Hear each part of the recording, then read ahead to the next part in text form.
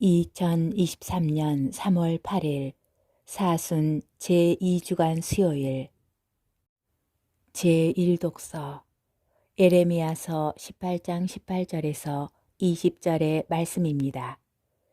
유다 사람들과 예루살렘 주민들이 이렇게 말하였습니다. 자, 에레미야를 없앨 음모를 꾸미자. 그자가 없어도 언제든지 사자에게서 가르침을, 현인에게서 조언을, 예언자에게서 말씀을 얻을 수 있다. 어서 혀로 그를 치고 그가 하는 말은 무엇이든 무시해 버리자. 주님, 제 말씀을 귀담아 들어주시고 제 원수들의 말을 들어보소서. 선을 악으로 갚아도 됩니까? 그런데 그들은 제 목숨을 노리며 구덩이를 파놓았습니다. 제가 당신 앞에 서서 그들을 위해 복을 빌어주고 당신의 분노를 그들에게서 돌리려 했던 일을 기억하소서. 주님의 말씀입니다. 복음, 마테오 복음 20장 17절에서 28절의 말씀입니다. 예수님께서 예루살렘으로 올라가실 때 12 제자를 따로 데리고 길을 가시면서 그들에게 이르셨다. 보다시피 우리는 예루살렘으로 올라가고 있다.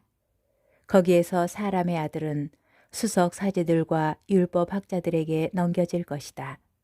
그러면 그들은 사람의 아들에게 사형을 선고하고 그를 다른 민족 사람들에게 넘겨 조롱하고 채찍질하고 나서 십자가에 못 박게 할 것이다. 그러나 사람의 아들은 사흔날에 되살아날 것이다. 그때에 제베데오의 두 아들의 어머니가 그 아들들과 함께 예수님께 다가와 엎드려 절하고 무엇인가 청하였다. 예수님께서 그 부인에게 무엇을 원하느냐 하고 물으시자 그 부인이 스승님의 나라에서 저의 이 두 아들이 하나는 스승님의 오른쪽에 하나는 왼쪽에 앉을 것이라고 말씀해 주십시오 하고 말하였다. 예수님께서 너희는 너희가 무엇을 청하는지 알지도 못한다. 내가 마시려는 잔을 너희가 마실 수 있느냐 하고 물으셨다. 그들이 할 수 있습니다 하고 대답하자 예수님께서 그들에게 말씀하셨다. 너희는 내 잔을 마실 것이다. 그러나 내 오른쪽과 왼쪽에 앉는 것은 내가 허락할 일이 아니라 내 아버지께서 정하신 이들에게 돌아가는 것이다. 다른 10 제자가 이 말을 듣고 그 두 형제를 불쾌하게 여겼다. 예수님께서는 그들을 가까이 불러 이르셨다. 너희도 알다시피 다른 민족들의 통치자들은 백성 위에 군림하고 고관들은 백성에게 세도를 부린다. 그러나 너희는 그래서는 안 된다. 너희 가운데에서 높은 사람이 되려는 이는 너희를 섬기는 사람이 되어야 한다. 또한 너희 가운데에서 첫째가 되려는 이는 너희의 종이 되어야 한다. 사람의 아들도 섬김을 받으러 온 것이 아니라 섬기러 왔고 또 많은 이들의 몸값으로 자기 목숨을 바치러 왔다. 주님의 말씀입니다.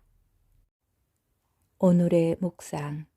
예수님의 세례는 예수님 공생활의 시작을 알립니다. 그 뒤로 예수님께서는 제자들을 부르시어 그들과 함께 활동하십니다. 제자들을 뽑으신 것은 다양한 의미를 가집니다. 제자들은 예수님의 모든 활동에 대한 증인이면서 예수님의 활동을 이어갑니다. 예수님의 업적을 우리 안에서 지속하는 것입니다. 또한 제자단을 만드신 것은 예수님의 부활 이후 탄생하게 될 교회를 준비하는 의미도 있습니다.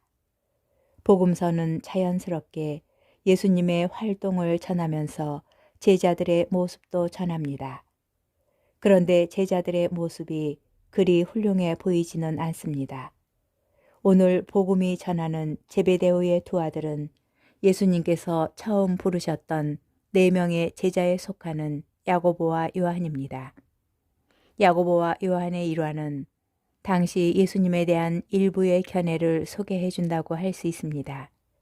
메시아 곧 그리스도는 구약 성경에서부터 임금과 관련된 낱말들이었고 유다인들이 기다리던 구원자의 모습이었습니다. 그들은 하느님께서 메시아를 보내실 것이고 그가 하느님의 뜻에 맞게 백성들을 바른 길로 이끌어 줄 것이라고 기대하였습니다.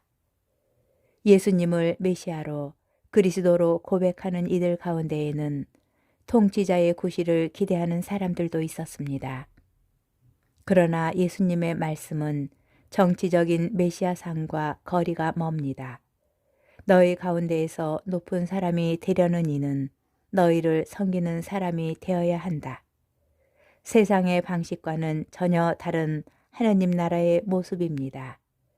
다른 이들에게 봉사하시고 종의 모습을 취하신 예수님에게서 본보기를 찾을 수 있습니다.